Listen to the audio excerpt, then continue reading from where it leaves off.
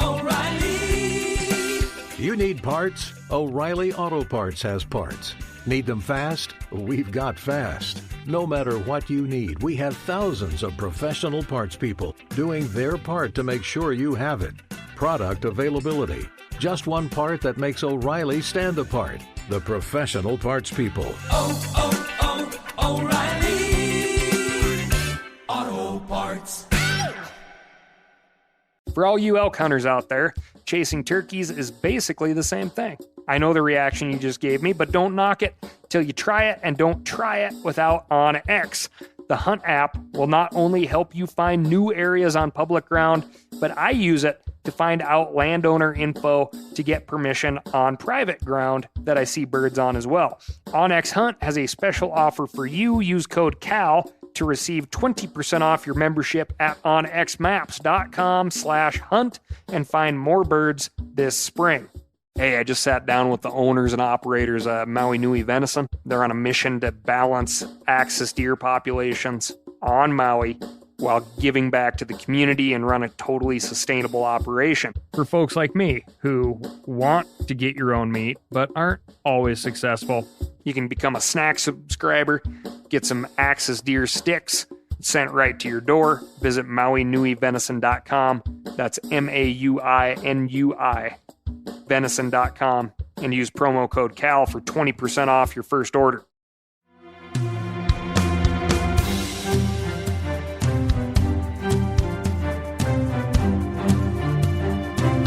From MeatEater's World News Headquarters in Bozeman, Montana, this is Cal's Week in Review with Ryan Cal Callahan. Now, here's Cal. 4 black bears with brain inflammation, or encephalitis, have shown up in California's Humboldt County. In 2019, a young bear with an odd head tilt made headlines and social media feeds by approaching people at North Star ski area. Seemingly habituated to people, showing no signs of fear, the bear was an Instagram star as he stepped on a kid's snowboard. California Department of Fish and Wildlife captured the bear and eventually moved it to a rehab facility. More recently, another young cub appeared in the Tahoe Basin, again letting people approach, taking food from people's hands, jumping into an open car trunk, and even being pet. This bear appeared underweight and lethargic. Under observation by trained veterinarians, the bear proved to be substantially underweight for a 1-year-old, displayed a slight head tilt, and head tremors. Eventually, the decision was made to euthanize the young female. The following necropsy confirmed an inflammation of the brain. Nevada wildlife officials have found cases in that state that match the CDFW bears, leading wildlife officials in both states to ask, is 4 bears enough to have an outbreak of encephalitis? Why are they contracting encephalitis, and, of course, how? 4 new viruses that cause brain swelling have been discovered through the necropsies of some of the affected bears. The first bear, the North Star bear, was eventually placed in a long-term care facility where he requires continued veterinary treatment at the San Diego Humane Society campus, and another at the Orange County Zoo. If Yogi approaches you this spring with a slight head tilt in a seemingly casual, maybe friendly manner, stay away. Call your local wildlife division, and remember, this is not Disney. It's not normal, not good. It's not the bond you have with, quote, all animals, which may be the number one thing dog bite victims say before they are bit. It's not any of those things, but it may just be encephalitis. Look at the bears! Look at the bears! Look at the bears! See what I mean, boo-boo? This week, we've got Houndsman, social media, call to action, and the NSW. But first, I'm going to tell you about my week. And my week, as well as this podcast, is sponsored by the fine folks at Steel Power Equipment. Steel makes a pruning shear that can slice through the cape of a Louisiana boar hog as easily as anything I've ever used. I'm also flying to Tennessee with my electric chainsaw. Throw the batteries in a carry-on bag, drain the bar and chain oil, and check the saw until your final destination. Have saw will travel type of deal. New episode of Cal in the Field coming up on Tuesday. It's the last episode of Season 2, which is just the week in review, this podcast in visual form. Check that out on the Meat Eater YouTube channel. We'll be featuring Maine bird dogs, woodcock, grouse, and Brent West of the High Peaks Alliance, which is amazing timing because if you recall the Meat Eater Land Access Initiative, we wrapped that sucker up last year by directing all of our funds, and by I say our funds at Meat Eater, and your funds from everybody who jumped in on auctions and whatnot, to closing the funding gap on Shiloh Pond, a really pretty spot, and up until now, private. Now, however, just now, like last week, Shiloh is officially signed, sealed, delivered public land managed by Kingsfield, Maine. There are even funds in place for the future management of the site. Brent West of the High Peaks Alliance started the Shiloh Pond acquisition in 2018, which, as far as the speed of conservation is concerned, is lightning pace to closing. The Trust for Public Lands was also instrumental in structuring the deal and making sure all the I's were dotted and T's were crossed. Pretty cool thing. Anyway, check out the last Cal in the Field episode at the Meat Eater YouTube channel. As for anyone asking about the Louisiana episode, Gallinule, which is that funky marsh hen, and also a rail, is very similar to the coot in the same family. It is very tasty. You don't have to get fancy with it at all. Treat it like chicken, and you'll be very happy. I noticed one person comment on the fact that he'd rather get a limit of 15 Gallinule than a limit of ducks. And if you have an abundant red meat collection in your freezer, this is not a crazy line of thinking. Gallinule is white meat, and again, you can fry it, serve it like chicken, and nobody will be the wiser.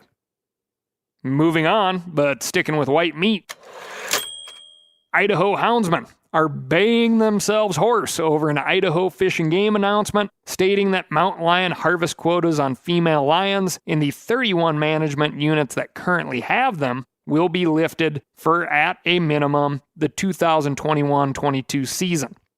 Idaho Fish and Game initially placed quotas in 31 of the 100 management units to prevent overharvest, particularly in areas with easy access, which typically means lots of roads.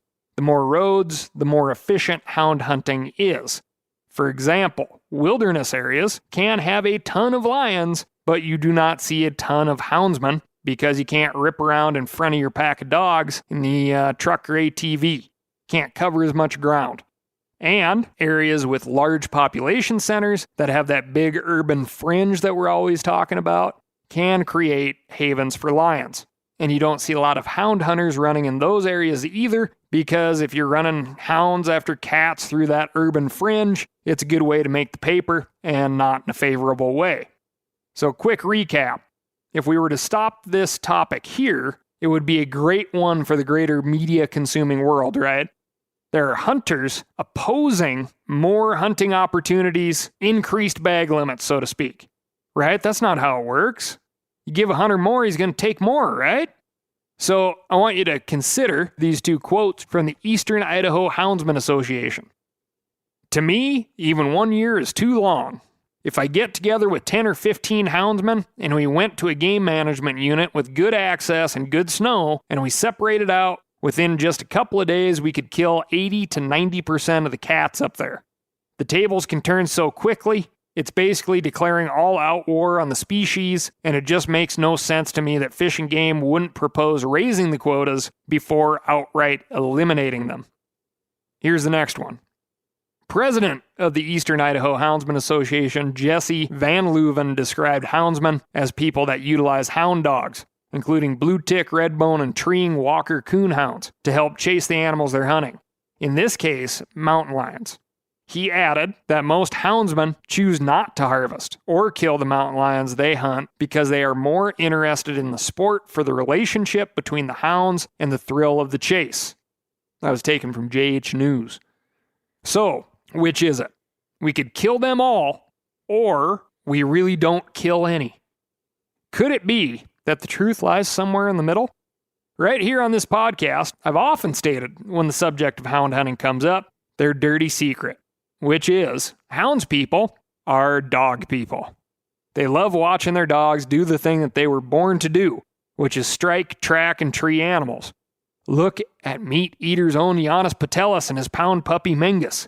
They are infected with that hound dog fever. And the only cure is more running, baby.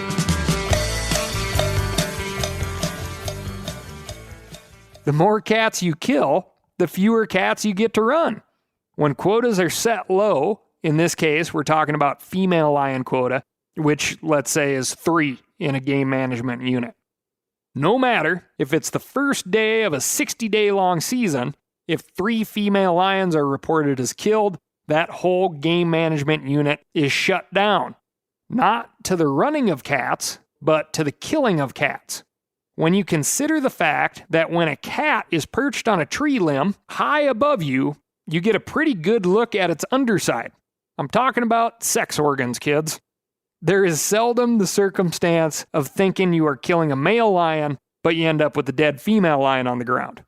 A houndsman that is interested in preserving cats near them, let's say for fuel economy purposes, could in theory quickly track and kill the quota of female lions in his game management unit, or in their game management unit rather, and close the kill season.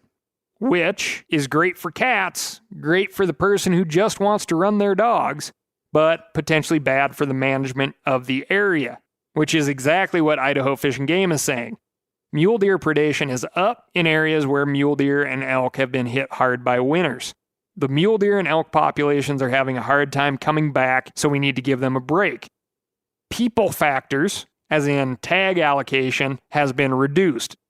Doe tags, both in general pool and youth pools, have been reduced and eliminated in some areas.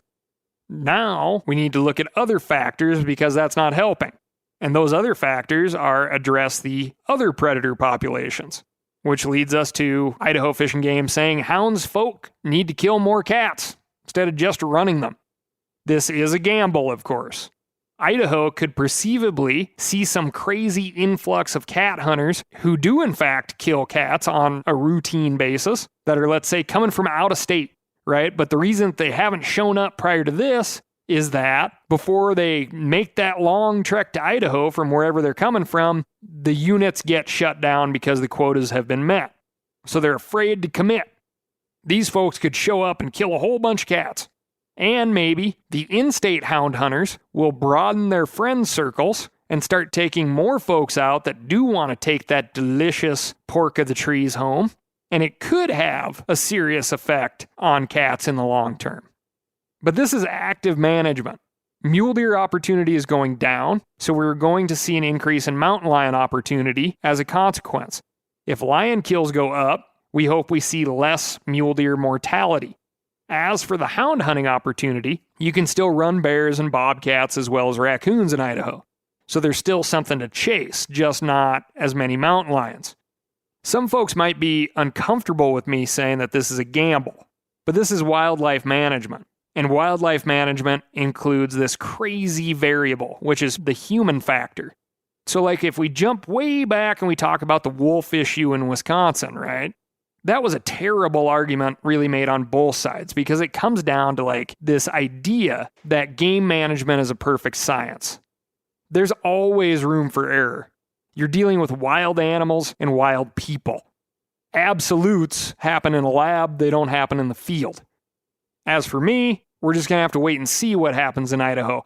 I sure as heck want to come down and run some cats and put some of that meat in the freezer. It's fantastic. Any of you houndsmen down there who need a buddy who want to actually pull the trigger, give me a shout.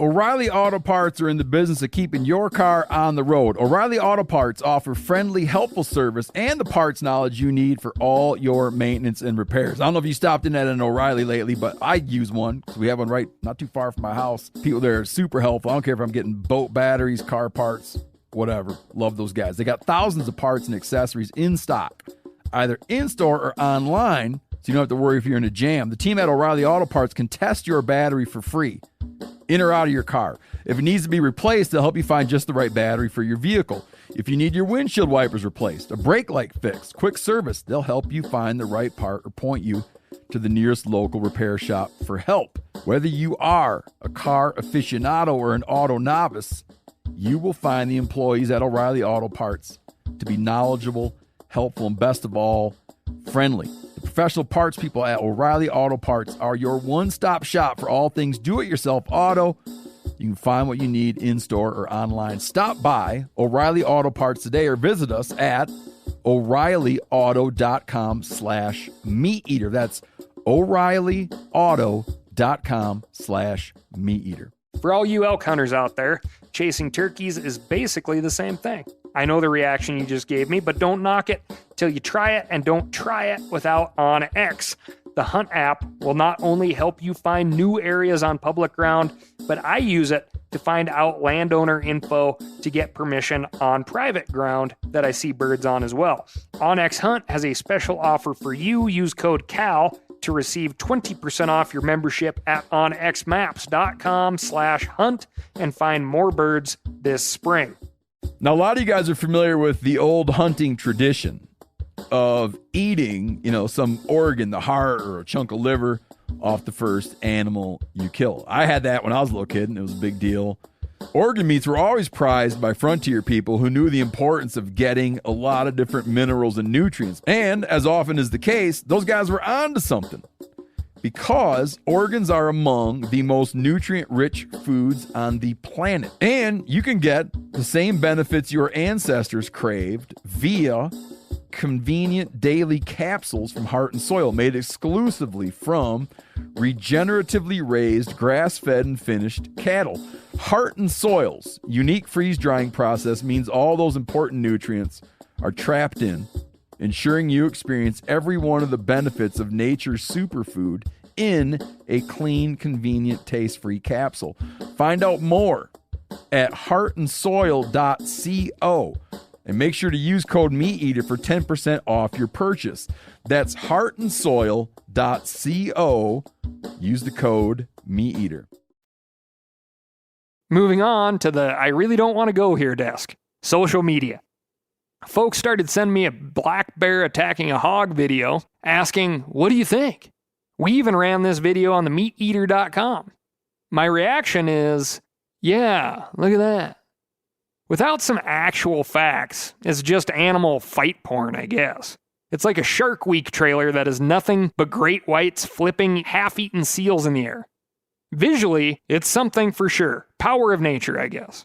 But if we don't learn about the great white, their migrations, the Farallon Islands, what type of seals they're eating, how long a seal can hold its breath, how fast they can go, what's the point?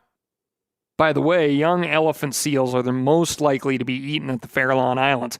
They can swim from 3 to 6 miles per hour and hold their breath underwater for an astonishing 2 hours, while a great white shark can swim 35 miles per hour. And if I had to guess, they're no good at being out of the water for more than a few minutes, and holding their breath is not an actual thing with gills and all. I'm not saying this evens the playing field, but it's great info, right? Something to noodle on while you're watching those half-eaten seals get flipped in the air. Anyway, the YouTube video in question, there's a wild hog on the side of the road, likely hit by a car. Black bear attempting to drag it up a steep embankment to eat it in peace. Thinking about it, one good takeaway from this video, if that's all you had was just the visual, would be that this is what bear behavior is like minus encephalitis, or swelling of the brain. Remember that, you Tahoe Basin bear watchers. All the bear facts presented here are from Outdoor Alabama, Alabama Department of Conservation and Natural Resources. Aside from this one, did you know that back in 2006, Governor Bob Riley signed a law making the black bear the official state animal of Alabama? The current estimated black bear population in the state is under 500 bears, making it an animal of concern. Historically, Alabama's black bears were found in every county, but due to habitat loss and unregulated hunting, the only modern reproducing population was found in Mobile County, but has now expanded to encompass neighboring counties in the southern portion of the state. This population comprises a single recognized subspecies, the Florida black bear, Ursus americanus floridanus. In recent years, black bears from Georgia, which are Ursus americanus americanus, the American black bear, have been walking themselves across the border from northwest Georgia into northeastern Alabama. If Alabama ever were to open a black bear hunting season, a hunter could conceivably get 2 different subspecies of black bear without leaving the state, which is pretty cool. Specifically, regarding this bear-pig encounter, Alabama black bears are omnivores, just like anywhere else, but according to the former Alabama large carnivore coordinator Thomas Harms, Alabama bears have a 94% vegetarian diet. I've also seen this printed as for sure over 80% vegetarian diet, so take it with a grain of salt. They are also smaller than bears found in many other states. Females average between 130 and 150 pounds, and males may get as large as the 300-pound mark. When you consider the video that we are discussing here, bear attacking hog, you have to consider the fact wild hogs have routinely been killed in Alabama that far outweigh the largest of the state's black bears. You may remember the legend of Hogzilla, the controversial 1,051-pound boar killed by a 7-year-old in 2007? Well, that's an Alabama legend. If you do not remember that one, that's fine. A less controversial but still incredibly large boar was killed by a Mr. Seago with a .38 caliber revolver as he stood on his front porch on a night in 2017. That hog weighed in at a vetted 820 pounds, plus the 3 rounds from his .38. Taking in some reason for error, that's like 2 adult male black bears. Meaning that this roadside encounter with a pig, which oddly enough we call invasive, but has been continuously in the state of Alabama nearly as long as the black bear and in much higher numbers, was a statistically rare event. Side note, old DeSoto dropped hogs in Florida in 1539. Okay, that's where I'm getting that. The bear in the video is almost certainly a mature boar based on size and its blatant aggressive behavior.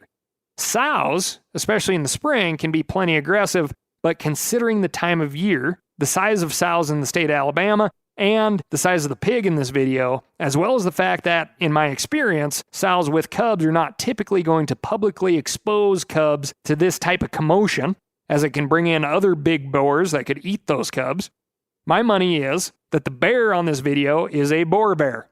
It's got a pretty good noggin on it, too.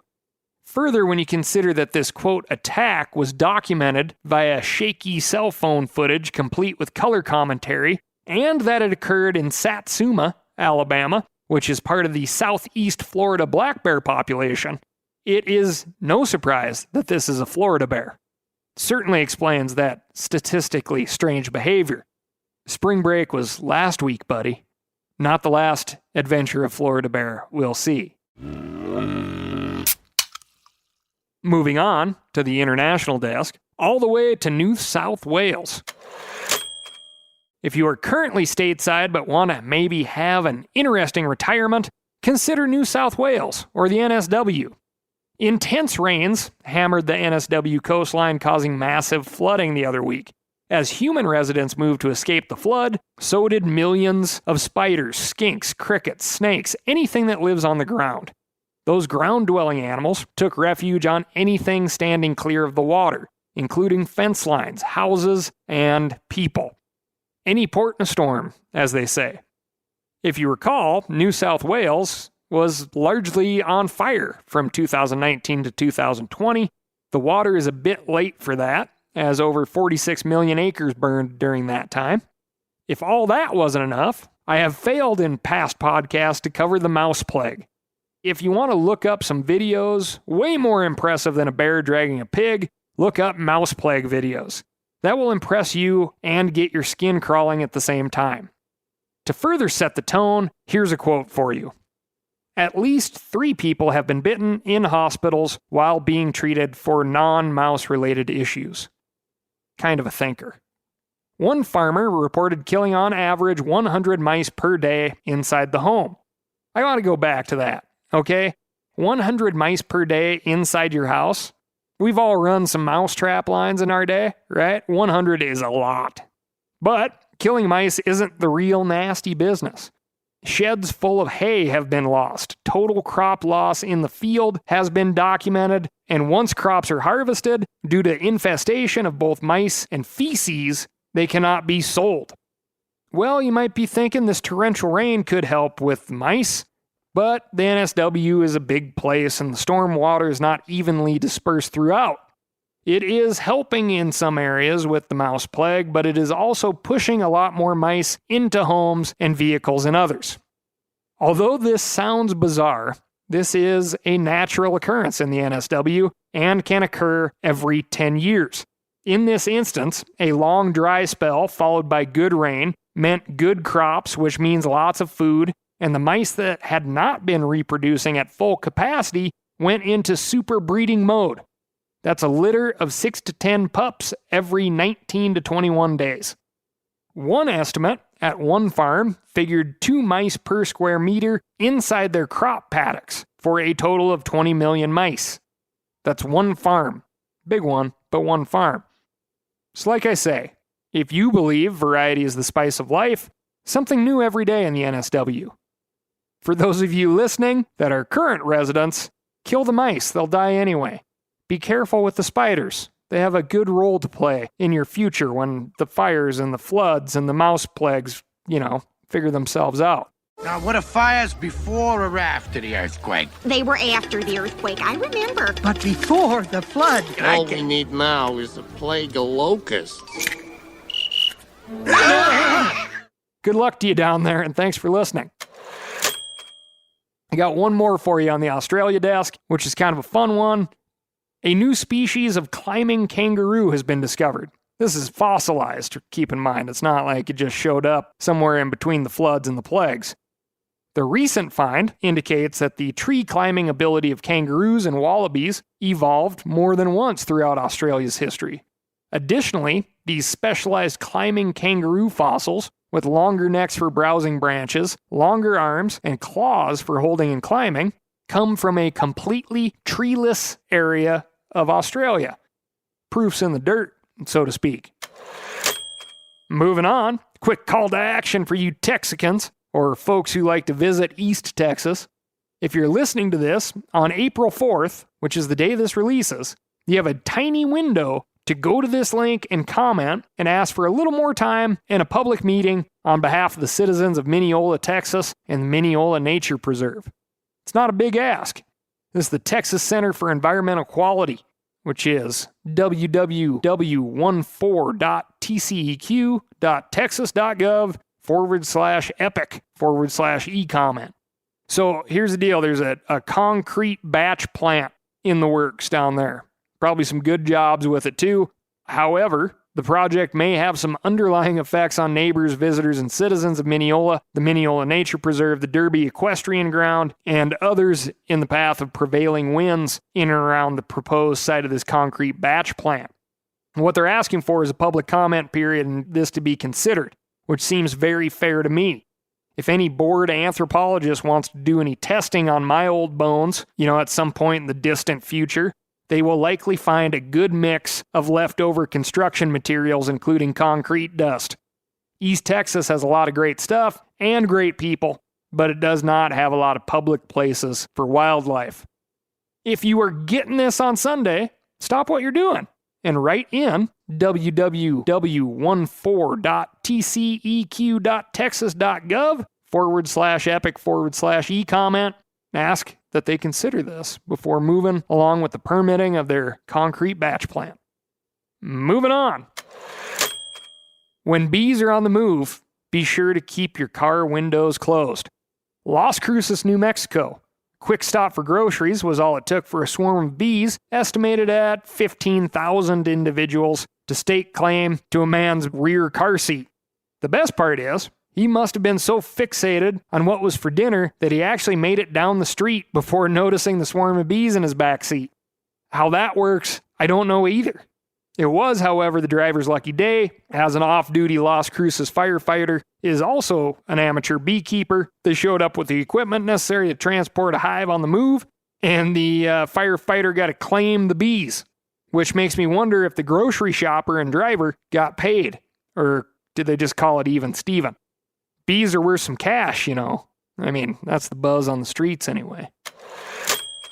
Next up, capuchin monkeys are not native to the U.S., and if you have ever seen the movie Outbreak, kind of freaky in their cuddliness, like they're hiding something. Anyway, a released or escaped capuchin ended up on a backyard porch in Kentucky, where exactly like the movie Outbreak, which was a really great Dustin Hoffman performance, I thought, the monkey was slowly coaxed into the grasp of Kentucky wildlife and taken to a care facility where the original Mutaba strain of Ebola was extracted. Which is a joke. The reality is something much worse. It's just flat out illegal to privately own, quote, inherently dangerous animals, which the sneaky little capuchin is classified as in Kentucky. The age of the monkey was 1 year old. This captive capuchin will now remain locked up and paid for by the state of Kentucky for possibly as long as 44 more years, which is the max captive life expectancy of capuchins. In the wild, they have a life expectancy of 15 to 25 years. Odds are the person who let it go read the same Wikipedia article I did and thought, my God, I'm not that committed to being a monkey owner, which is exactly what you should be thinking, and the conclusion you should come to, but the order should be reversed. Have these thoughts, but don't already be in possession of a monkey. Or maybe start small with an ad out of a comic book. Sea monkeys. Remember those? Those are more your style. Whole aquarium full of life for a couple of bucks plus shipping and handling. Then maybe graduate to a goldfish, then maybe an older, like retiree type dog from the pound. That's all I've got for you this week. Thanks so much for listening. If you are loving what you're hearing, tell a friend or two, and most importantly, let me know what's going on in your neck of the woods by writing in to ASKCAL. That's Ask Cal at themeateater.com. Thanks again, and I'll talk to you next week.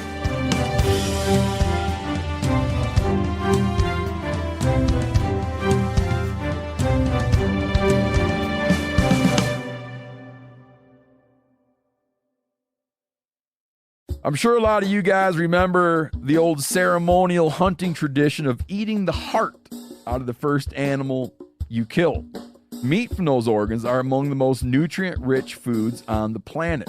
You can get those same benefits your ancestors craved via convenient daily capsules from Heart and Soil. Find out more at heartandsoil.co. And remember, use code MeatEater for 10% off your purchase.